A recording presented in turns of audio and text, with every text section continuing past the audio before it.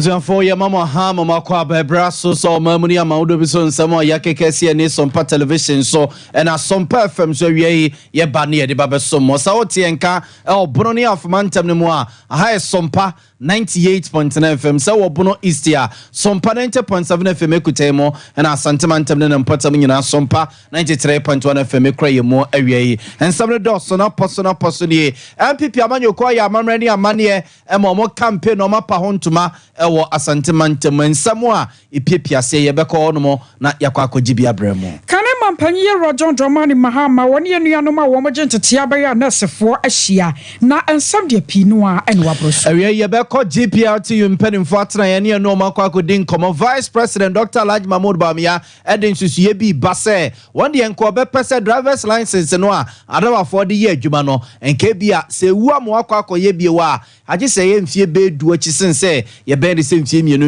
no ye ne GPRT mpanimfo ebedin komo ede afa ho Deputy National Communications Officer Dema NDC amanyoko no na to prodwai wo de amana Dr. Brian Champion samwo mana nyansa sa fia bato na MPP ebeji aboso na Ernesto Usu Bempa ne domo eba be ye kire ede etia special prosecutor ningina eye eba sensensam ene mampeni da John Dramani Mama ne hokọ ekobomu a ase usanity amame ye wo frodom che dom Dema NDC ewo hafo no South East abato mpeso so de ato na chitafo anim waso won munyina mo asane ebe ya fi NDC bedin kuni abuzafo weni afofro pinua ne yakekese ene se kase ababia wo bia na wie yeba na yede aba beso mo yemfa seda emanyuma ekoyi Institute of Expert Travel and Tour Limited na frefro we waso wakonto mu nsamfa batan wonom na wonhwe hu djuma emfa emawo 21st clinic ya sciatica expert papa sa wo sciatica yade wo beto ase ede afri ho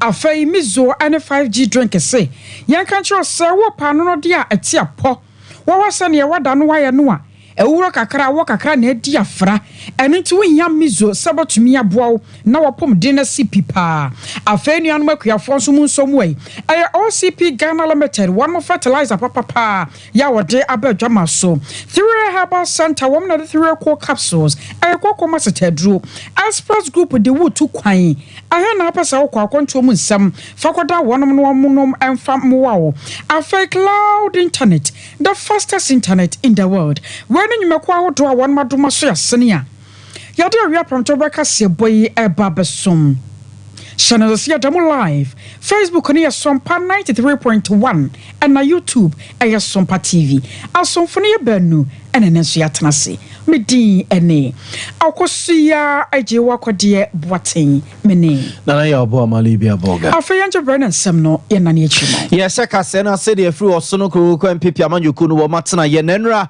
ena party ne mpanimfo wa santimantem wo mo eyamamre ne amania wo mo eda wo mo campaign na edi echira mansa ewura no mo a eba be ye adwuma campaign num wo mo soso di nnwuma hyehye mo nsa also mo die de ma eye MPP amanyoku no nyina wo mo eda wo mo di de chira mansan na ehonom na chief of staff ma me akosua fremo se opare ede etu dwasere MPP amanyoku mpanimfo no se obi bia ya wo ye party ne ba se no bebi bia wo di post bia no efri enura no a omo eda campaign na die no obi atia sim na ne yese ntokro ne ntwea bia so a wawura na wakọ ye adwuma na waton MPP amanyoku no se be na party no bekoso a ya akono Ghana ma de hye ne so ne ye de tumi ama party ne ye boboy ho ne yakwakoto oba December boso me de to so enso na no ache no osere se watim wakame ne be ye nchichemu ne mpapa mu no amamfo nyina akwa de obi atia ne naso de obi akasa atia no de obi ye bibia anye ne de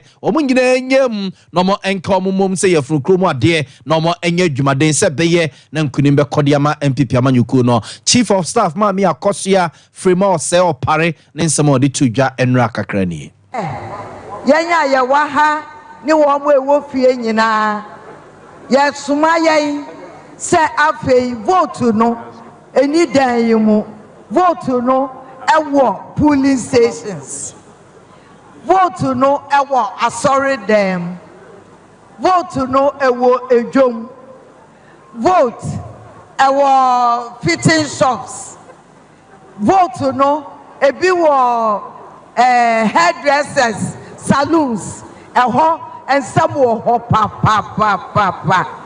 enkomo a yedi wo saloon no se wo ye campaigner wonim se wo ko saloon a wo betumi aye bi enti adwumadie ne se ye baba mayen ye be se ye nkran achiche adwuma no se ye nkọ na ye nkọ som na ema no begina ha asebo se wo mo ebesom se wo mo besom de a na ema no ye ne ye wo mo ye ni mu nyina na ekosom mesre ekueko bebre ewo MPP ebi eni enwomam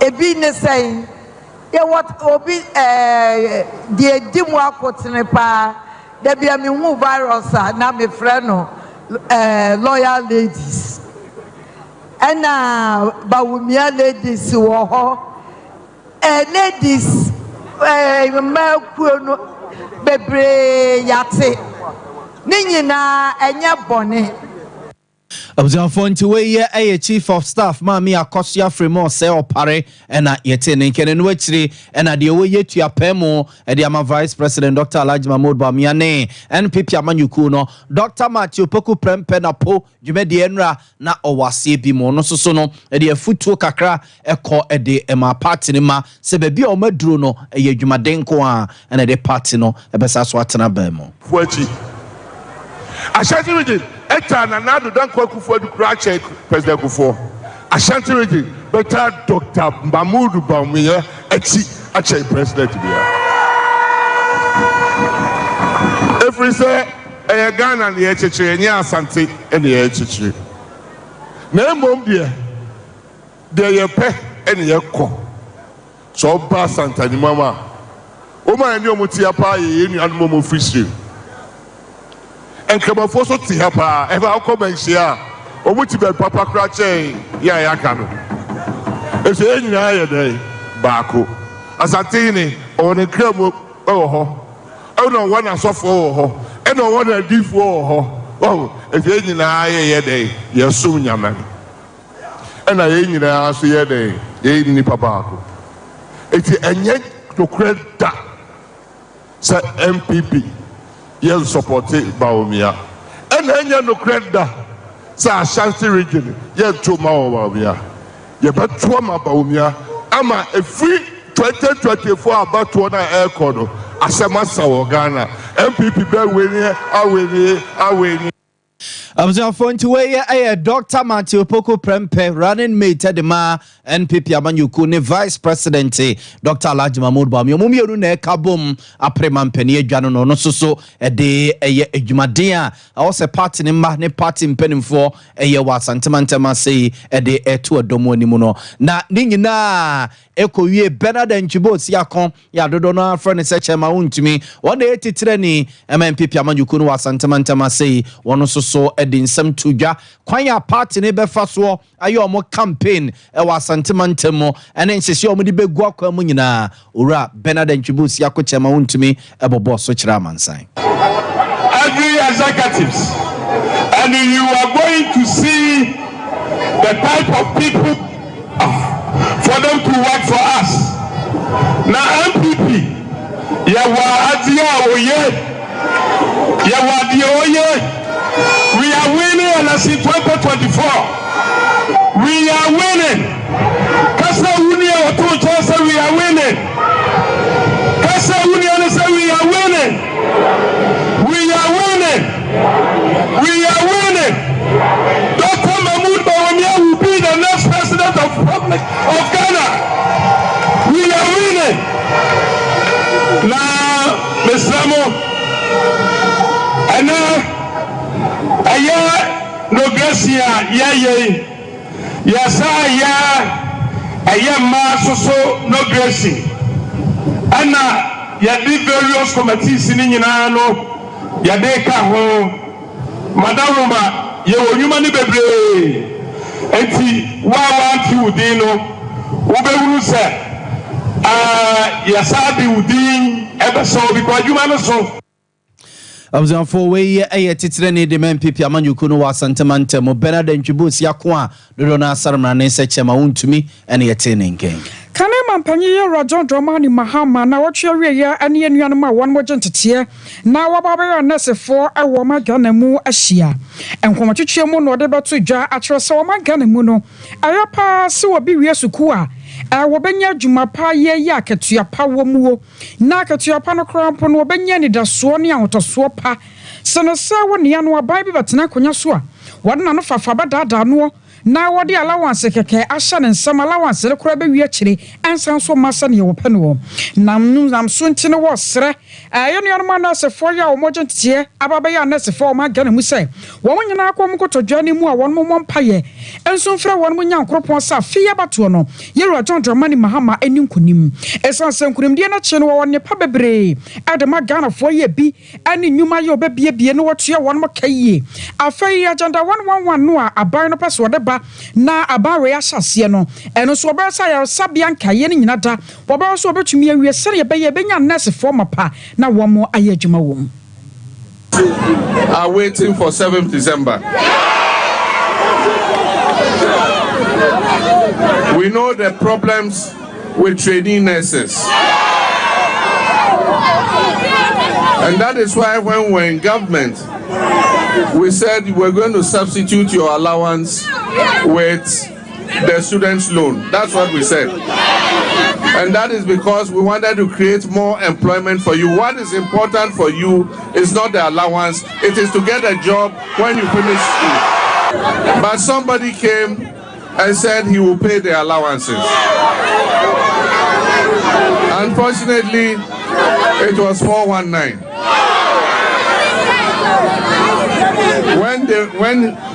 When he went to Techiman, it took a young, small trainee nurse like you to say that you promised that you pay our allowances. I entered nursing training 3 years ago. I'm in my final year.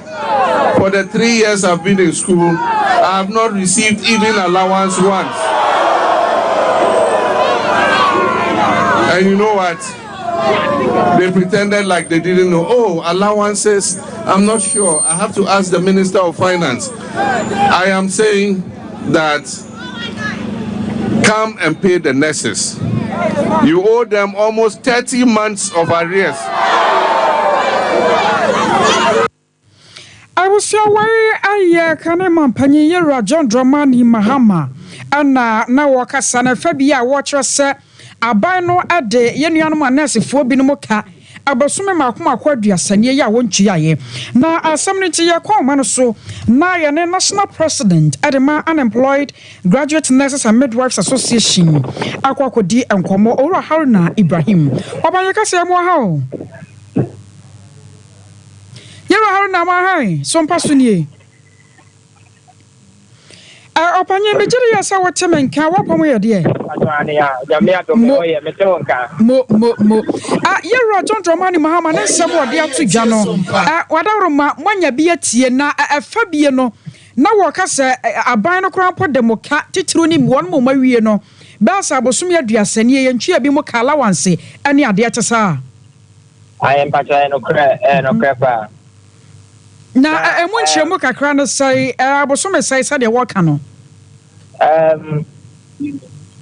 no cre ne omni say allowance say no me okay say me 2020 okay now from 2020 no me need me ka 1 month now after 2021 and I call I think 10 months inti any the source the things are me obi anywhere need the number up to date inti no cre senya kan say 30 months no on cabo my no crepa Sompa FM na nensam a waka ye no sa wo fa no apapo enu aka samoje ne sei we be kan samoje na wa tu so oba enwuma no oba bie na ne agya ya fa mu nyina na makwa ya adwuma agya ketua pa na oh well adwuma me just me one problem because of adwuma assembly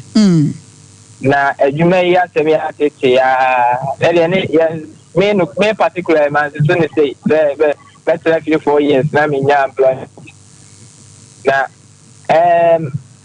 ni gisem say sa na be badia me na me nim say mbeji allowance na matena 4 years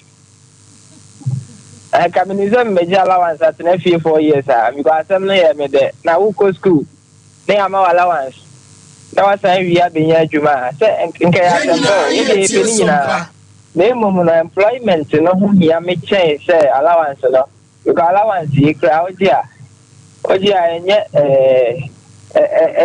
enye sika kesie bia o go we school no we sa de tia bibi enti se me ko bobo sia na me de ko school awie na ma hu senka me wie 4 years ni na ma ye adwuma anka me afiba ko kra ka de tia me carry o isa ma sa beta ne beti enti okay me nka sa allowance no me pese me ka sa allowance na nye me mum sa allowance me ba ma 4 years there I think say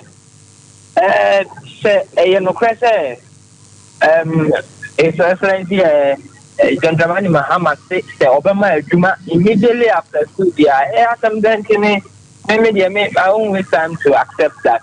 Sompa FM.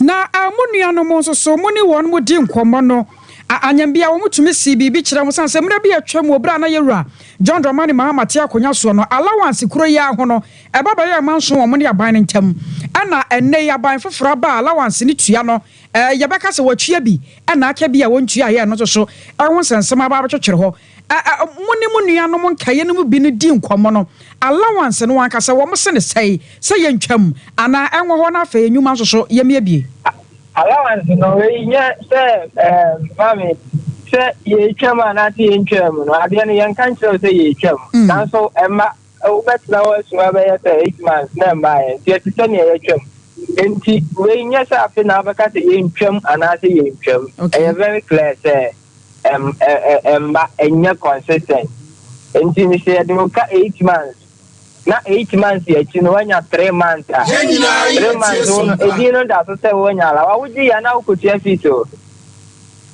about time I we feast time na feast no so kra no me o feast no ya asan akosra chen se ne na utia dada enti wuji ya first maybe ankara allowance mba no me 20 at that time let me check feast 2,000 and the fees in 2,000 be I cover 3,000 and this amount allowance now 4 months 4 months 1,006 600 is now baby out and so first nanka make your 2,000 now 1,000 cities na say so analysis we cry na media in your mind and politicians na ya na to da asem no beka na be do ho na asesa anya sa media yes employment da ho that's allowance da ha dia senya mahu ya company ni no me nkonko fa allowance ya immediate employment you opanye bua me kakra wansa ne be gya wa mo akono anasem ye te sa ban wa bi atum ye nuanom anasefo ba sampem dunum ne ye kire na wo fam wadwuma minim ebi mo kura bo de ba sa 2024 batch na ye fa wo so kwakwa 2020 die na sababu ame pa wadawro ma portal no ye bi atum sane aban no kan no na hyehye na ekosa yankasa me da say si am no ka say me won kai am no ka say okay na ye bie portal no na ho challenges no de enye asenketo ase be amason e from am beti bika ye bie no last week asa me no ka say mi an kasa kra no mitini access portal no Yenina ye Sompa ubia different challenges na amanfo nya ebi ne dia he wadawro ma o ebi ne say obedie no na yakacho say clearance not found anka we no ye clearance na bounce na enchechemu nshada nikata no so mo ihu bi so na enchechemu bi nshada ni so say fa we the sponsor initially no the clearance ba another description also. Say we declare 2020 no crown. You're breaking it down. Now you say ebefa NAC, ebefa RGM, ebefa RCN for. Okay. But we be any so sir. Discussion be any hosa. Enti yet such an more ministry. Eba ministry ha. Many ye on beka sa no mo che say 2024 Sompa FM. Na on say for now no e fa 2024. Na actually no say for ba o ma hwe ne aka. Enti yes start omo yes omo be no Monday. Na start ye Monday no be antimi access.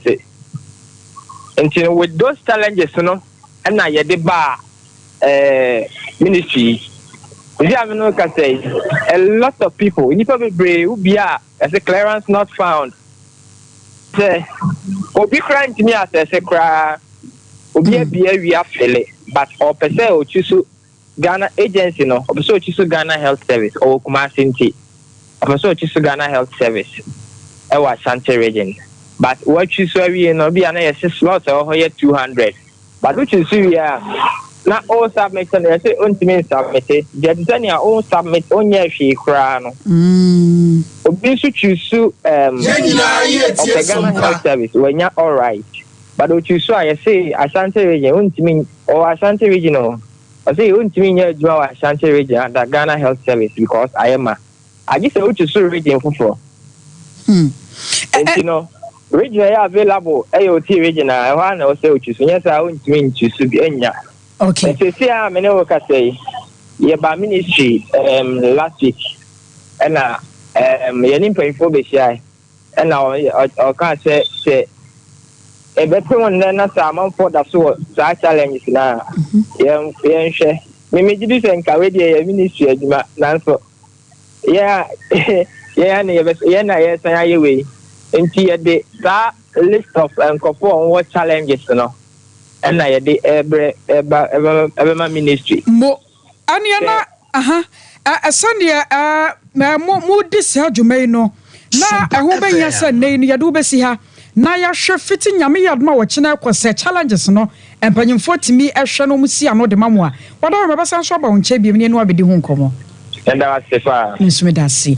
I was sharing like I saw ye Ayera Haruna Ibrahim, were a national president at the Unemployed Graduate Nurses and Midwives Association. I was on for Friala. Uncle Vice President Dr. Alhaji Mahmoud Bawumia Natana Yena Obo Apro our poor Mantam Eastern region ya Waton and Iswadi Hunu Church and Insemum Ediche Ghana for Sebe and Yedi to me Bemano no Abedu Meye Nimuse Mampeni na Vice President Dr. Alhaji Mahmoud Bawumia na proba Obo no poor Mantam no kupie akweti abaton peso so e poor Mantam no din susu bi e base so ahwe driver's license ya arawafo edi ye adwuma no a o sentie mienu bia no okọ DVL mpedimfo atena ye na o driver's license no okọ na osaso ko renew bio e zentie mienu bia obon se o license na awu ye wo se okọ na DVL mpedimfo ye nhyehyeye na osaso etimu bio e de ema wenu na Vice President Dr. Alhaji Mahmoud Bawumia de nsusu ye ba se wode enko bepe se entie mienu no enke betirim akobia entie be nwoche anase bi entie be du na oya no ne license na wune so baba ye no foforo bie wa wato aso ayesen se ye beka senfie mienu bia no davani ne mfa license nko no nsa so enko renew office enhyeda ntoso mu a emu bia se Ghana for dane to media man se mampani a san hye we no de be bra driver for ma davani no license ekuta wo no ewune se okọ renew a age senfie nwoche anase nfie duachi ansa na wasa so akwa ye bio yentie Vice President Dr. Alhaji Mahmoud Bawumia ne nsusu a wode ebe. It doesn't make sense. Drivers for your drivers and then your driver's licenses no every 2 years we are not expire and yes sir this is also DVL idiom echo renew and then they say yes extend it 8 years 10 years let's make sure you can have the driver's license without having to go to renew it every year. It doesn't make sense. You desire this no drivers for drivers. Abusuafo nti we ya Vice President Dr. Alhaji Mahmoud Bawumia yete ne nke jahweme da ne ranwa ne se no we ya bra na wahia eye party ma ene Ghana ma de sie binim wa kwati abato mpeso so e we poema ntem no de sansusu we ema adrabafo na ye kwa ma no so ye ne opani Samuel Amoa we peni mpa be de ekira wo hwe ene amanse di nkomoma JPR to yuku no akwa nkomo Sami, good afternoon. Yenyina ye tie Sompa. Sami, good afternoon o. Good afternoon, Minia. Na oho ye de. Me ho ye pa na monso e. Erade adom ye so se ho ye sa na san susuye we ya Vice President Ede Bay mo driver for muso musenie ebeboa mo.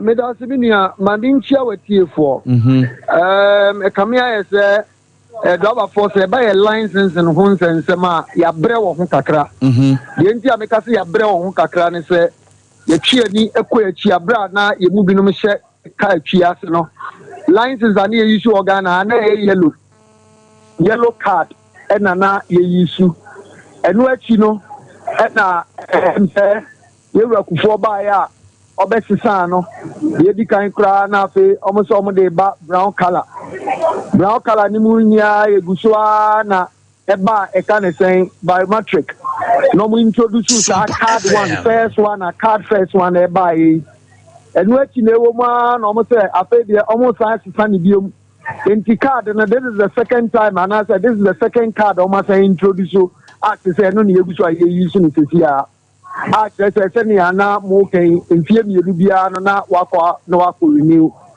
eno na yete say yewura mampani abedi akire opre akonye coming 2025 no can say say 2 years na year renew no ono be pege mu e dia ko 8 years and I say 10 years well ade bia ye de ba ne saa enya de a ebe ha yen na one ebetimi aboa yen e wo kwan bi so na mo ni ye hwe nim say we enkonkoye political talk bi a de atafrache mo pego ti bi afi ahyenkafo nchen nti na bia omode be ka bibi e de adada yen anase number 2 bibi nkota akire na se de aya mpempi no mo ye no yensa license na no so mo de kafo for asa de aba beto ahyenkafo so because tie bu ye ni ko achi abre bi ye be change license bia no e ho kafo for e wo ho e de ma ahyenkafo e no so kwakọ sa ho line ne de ekika aka ho enti so mo de bibi say e ba na say bibi e ba na ye nim say ba be boa omo nhye na omo ansan kofa kwan bi so ansan kofa e kafo for ansan mre adraba for de omo ye de bia no but the omo kai the license de 2 years na me ko renew na say no ye wo ma ko sibia 8 years na say na me ko renew a me dia me ye shenka ni me sa pe ni na me kuta me shen ya no ne dia ye susu say e ade bia e betimi aboa na mu said ombe ya ombetimi aye ni ye na nkofa kafufro ansa ma matue so na samie license dada no a ewu mfie mienu a na wasa so akwa renew no se oye driver ni na o renew license no a eya na DVL for ne de no mo hye e de no mo je e de ne kosa mfie mienu renewal na wo kwa akoyi ni mo de ade na ya na omo busebusa mo the major thing na ewo mu pa ne se obekokoye no omakoshe wani eye test wani eye test no wani no ya de a emsa hodin wo mu a wonam kwantempo so anopa wiane anaajo a wobetimi akuta wo hye ne de akọ wo de aba na fe emse ehu asemisa maako bienu so de badmitimu ze renewal ne de major one ankasa ne eye test okay be hye the license no so no tafrache nye kwantinkwan bi na okofa ayekoye ya de wo system mu na ma hye na teso matimi aye bibia e de ama enti we no foforo ya ebe se ekosa se ne dada ni titi anka mo fi se nka ebeboa mo meboa oh well yesusu se eye agimpa ohu na me di kankan se unse bia na bibi foforo ta akira omo pekwan bi afa so dia sanji esika se de omo ye ne da ne dia eno ne dia se ko ba ne sa dia ye mu binum betimi asori atia okay na mo me ba ne normal ti se dia sabre me no ka se me ni ama me fa we nka ho license ne kra na se wan koye na bia ye fa se bia waja ato ho e bi kra watu kwan and the license not to acquire the Bibia what you or my mark or my froso, maybe a Uber Bosuminians, Bosuminians, the Oka, penalty war, to say yes, and you. Oh, okay. Your penalty, every day now. Expiring now, there's a penalty. I know so. Yeah, better about you. Of which we are then say, it's in Banasa. Oh, it's way when you know, I can be away a license or a higher game. Okay. The renewal, the 2 years renewal, whether a 2 years renewal, and after 4 years to 8 years or whatever, no, it's not our problem. But the major problem I want to catch a pano a year. I can't say, I won't have money, maybe a baby. And maybe Yura Belmia, and Yanshamudia, Yakosia, and Yanini Dinko, that's at the end. Say, a license, no one can renew. Kakrebi Baswa, I say, I do penalty. Yet your penalty, and Nushika for and Nushia fluent chain. But now, Castle, there is an area, and yes, so only DBL in Penifocosia. Now, I'm saying, take a second look at the whole thing. Because I'm a license, for some reason, the intimate kaka, and I'm a license. License, you were able to me as a Busumi, I mean, Kodamiko renew, Namin Sanko to America. So I said that a we, my main I give me penalty. A penalty because renew and Ankasa renew. These are the things I take reaction for. So as to say, almost extending renewal date to 2 years or 4 years or whatever, well, yes, I am initiated by the things that when they bring it, I to help. Yes, it will help, but there are more into it from where I bet in Abua. Matisame, Sabia, you know, I say, why? Ma I say, Popeni, some will have money in a quackudin come one, and a penny pabedi chira, or any man sign a dinkomo, and my GPRTU Kuno. I acquire from Ora Malaki Basintele, a Deputy National Communications Officer, Adema NDC Amanyukuno. Now, Papaya to project the man near Brian Champion Yawano, I saw for your show my Ghanaian foodie when some source of 1 Now, 1 na supem, Sir 2020, no bro, my Ghana to a bano. And this Yamanyoko, one by the so Gama Maria Chile, a dianom Susaya, one more diano MPP for a free 1 month Samoa. 1 month already, and enough few, 1 month chama 1 more cora. Now, Brian a champion in Sambia, maybe a chem wakaya, Sanya dia 2024 about to a battery, 1 but done 2 media share and this in someone. Sa some no one walk Nasia General home, Wababa and someone and penny for dim como, I'm only so run as some wakayano, when him near waka, when him near 1 master share, now 1 marker. Sientin a man and I'm sure. What is has some no about 2 ja? Now more man and Yansa Cora and a managing soon Tirimuniana de. Say a fear banua. What my Gani about one.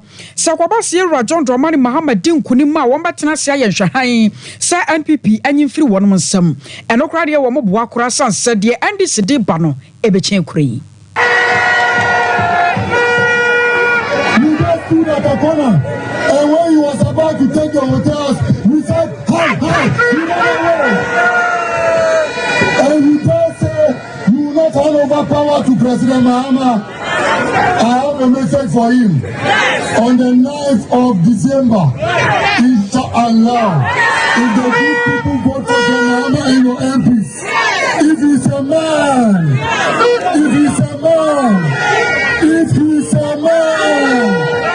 he should not hand over power and see. We will show him that when iron and iron meet, you will see fire.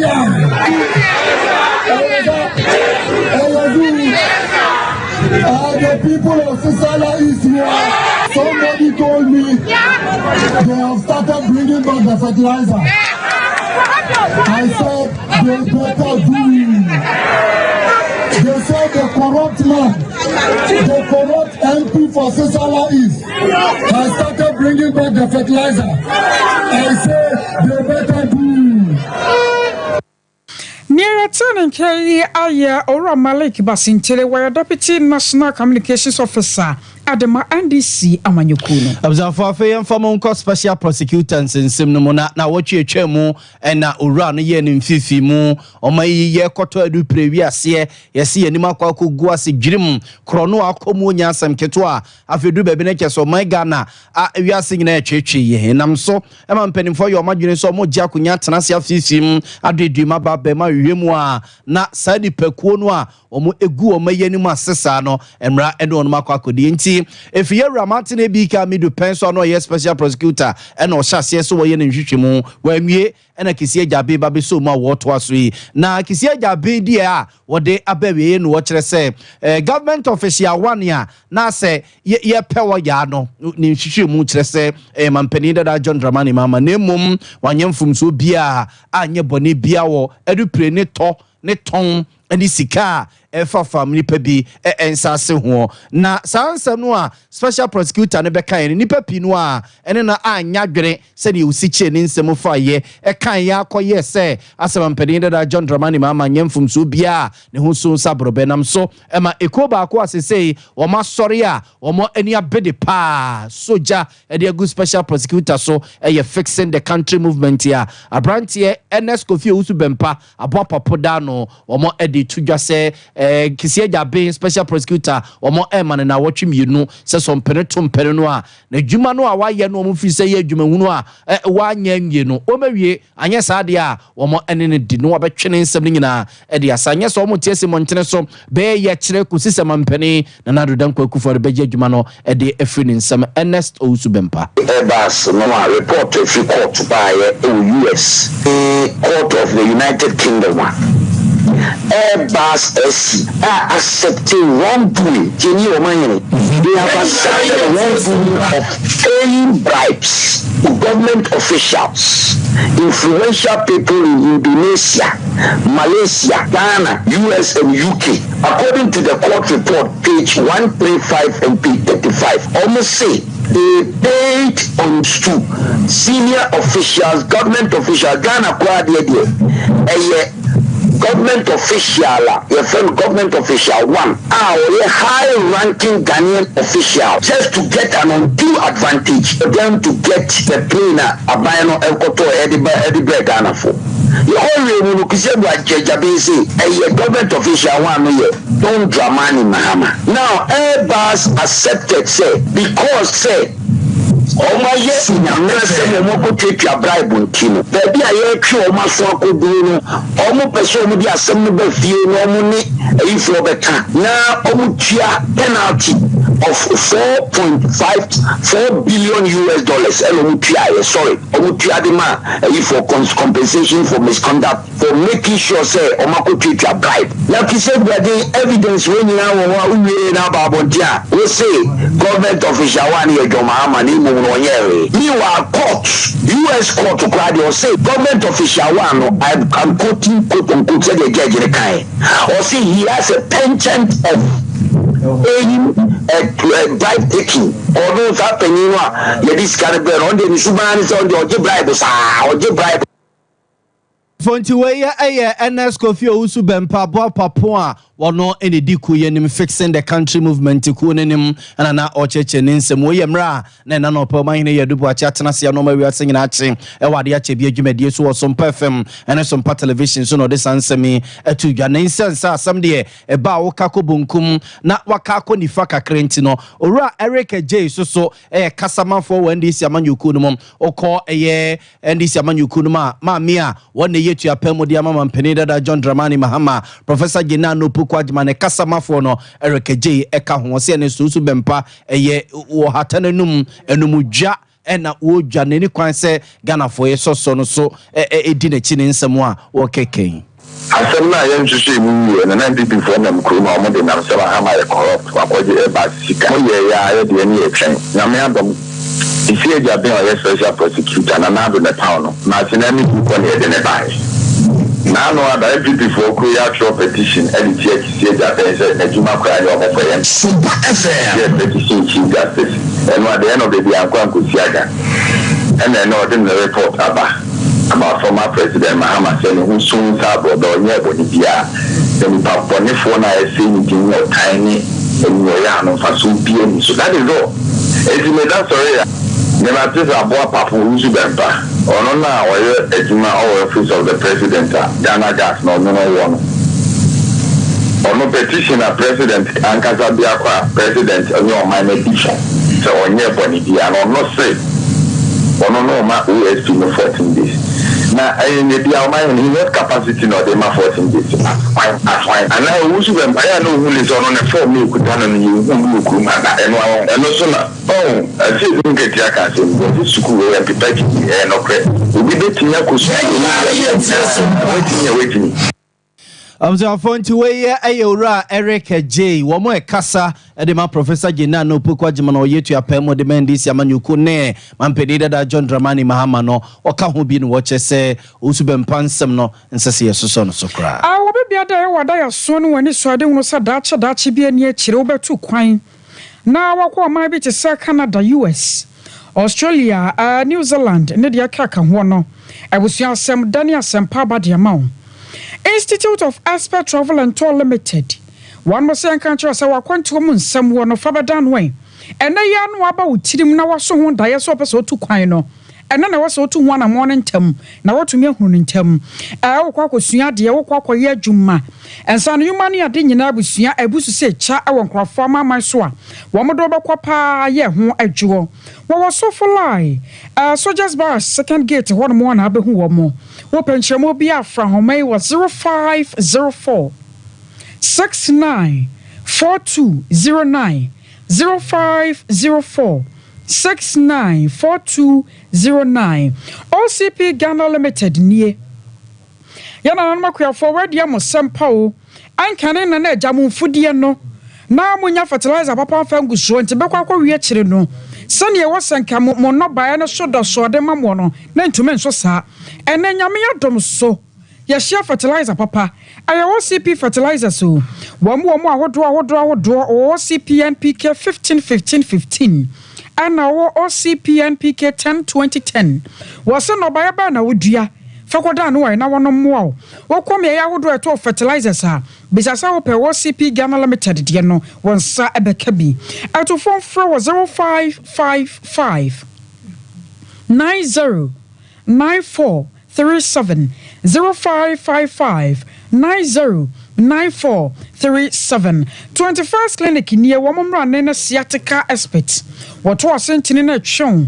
Ajajawa de aba onamro mo ma ojo ba bia anyi ya ma me no dwomfo adrawafo nkanka watena sia na wo sode a na ya no sade obi na ededa drobo namu no siate kayade no na ebo won kaye no ya so kwa 21st na won mon show kwa kumasi a wo mo branches ne bi wo show overseas junction wo ban Alpha Radio wo bo aso ban wo mo cancel quarters court junction and credon market sunya ne nkranza ne tachiman 0540 311311 0540 311311 Mizo and a 5G drinking so any pro to buy na what for your wedding engagement and outdoor and be a year na woye baby be a da chodom fredom wono show no say obenya Mizo and a 5G drink e wase so we na tiapo na anwode dia so wo mu pa from panyufo 0246 270221 0246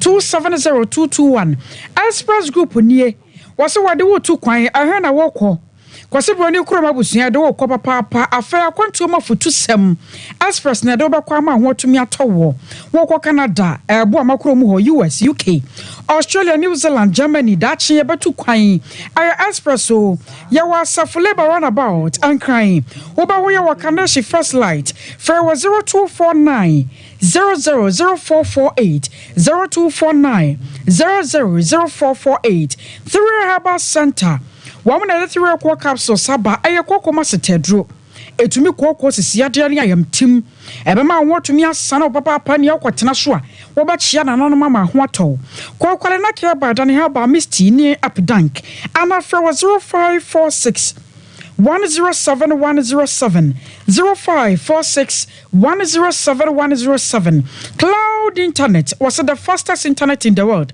Wo internet papa ye ho dwo 24/7 bejina so dia ma wonyumaku ahodo suku mo office mo hwese mba kwa Cloud Internet na madoma boa mo CCTV camera wo mo install bi digital security locks and dia kaka ho top high one Love FM dish animu 0202 699-110 0202 699-110 I was sorry jina we so ye dan hotel ye ba dia catch you know ye better so 21st clinic a sciatica expert. Sciatica no o nerves na wo to ase na fa wo siremu na fa wo nansia besi ase ho no.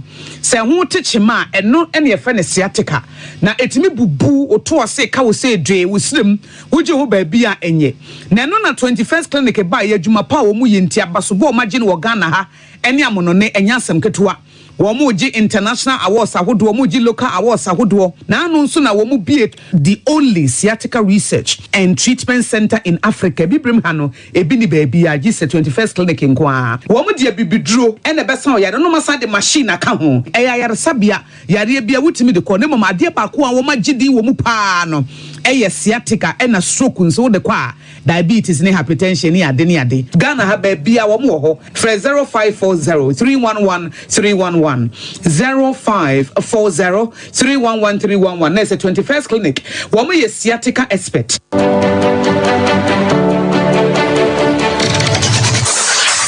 Introducing Mixer 5G Sparkling Drink, a whole new refreshment in a can. Mixer 5G is a tasty non-alcoholic drink. It is a perfect companion for all your events, including parties, weddings, and funerals. It is made with green tea, ginseng, guarana, grapes, and grapefruit.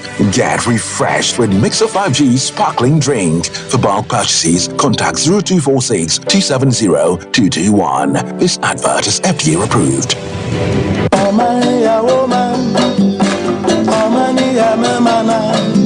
Piafoi afuye na saduru hobi mu eti wo dwedwe fertilizer afiwei ubayusu ana esanse afra se fertilizer woto ye amwa wo no na ma wadwuma no anyina eto ape onobaye no antumi anyini na nsodoso e ma woboka ani atumda fertilizer papa abadwa so de eno ane OCP fertilizer egumu ahodo akuafo a modo enobaye ebitise atoko ayuo emo ene atosode ahodo no omo enkoje OCP MPK 15 ana OCP MPK 10 akuafo a omoso edo legumes ebiti say soya beans, peanuts and beans omoso enkoje OCP fertilizer a eye TSP OCP fertilizer ebusu wo baabia ye ton ya yoma e wo man Ghana mu ha enoti atufo enfre 0555 909 437 ana 0555 909 433 OCP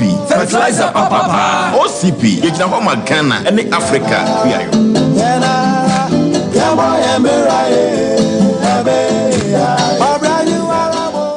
Brakasa ye duabon waso a ne dwumedi wo nipadua biara pom den ene na brabo mu ne hiye pa enye brakasa nko nuaba ne haban bi te se ko nsusu a abonwono ne dia akeka ho no kura enwanunu ahodo a ekọ animu yi ankasa brakasa ne sa nuaba yi binom ne akeka bobudi afa abefo kwan so a ye de aye brakasa powder siesi nipadua na abakwa ahodo no ho ban afrimpani yade ne yade ahodo pi ho fa enkodate de ma baako freduane anopa ne enwumre anafa enkodate de ma baako woni nsuhie yeti anopa ne anwumre wobra wodidi awie ubenya prekese powder to Kingswalk Herbal ne Heroes Herbal Accra Okesi Drug Lane Dani Herbal Kumasi Mensa Takrade Mose Pharmacy ne Greenlight Pharmacy Sunwane Kashenkari Supermarket Asantwa Herbal ne Bibidro Depot Techiman Sewa Herbal Mampong etufo mfre 0550 19 15-14 prekese powder aduane san yedro FD ahwehwe sankratu emu agiatum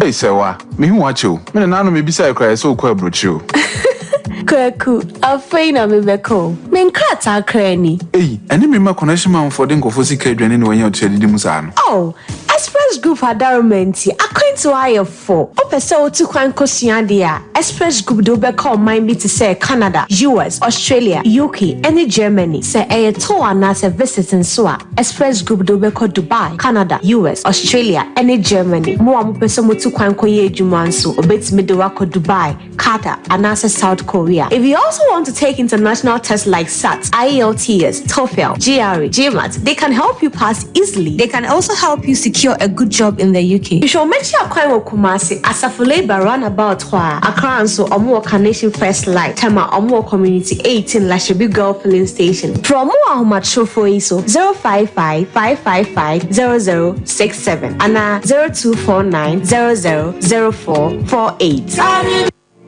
Here in Ghana, when it comes to chicken, the good old days are back. Why? Because Boris B's Chicken, BBC, is here. Yep, give your family and loved ones Boris B's Chicken. Fresh, tasty, delicious. Boris B's Chicken is produced right here in Ghana by our cherished poultry farmers with support from the Ministry of Agric. Get whole frozen chicken, gizzard, chicken feet, chicken neck, and chicken liver for those special family meals, buffets, picnics, funerals, and all restaurants. Get Boris B's Chicken. It's halal, so everybody can enjoy. Wherever you are, call Boris B's Farms hotline 05 444 444 53. Ask for our branch that is closest to you and come get your chicken. Boris B's Chicken, BBC, proudly a Fiakoko.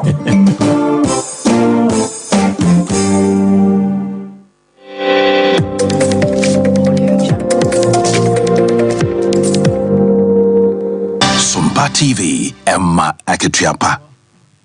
Observanti yere kase ne besia ne asori amasompa nkoma som atoaso ye ne ayesomo awie na ya bo amalibi aboga awie mene akosia ajewa kwade boatin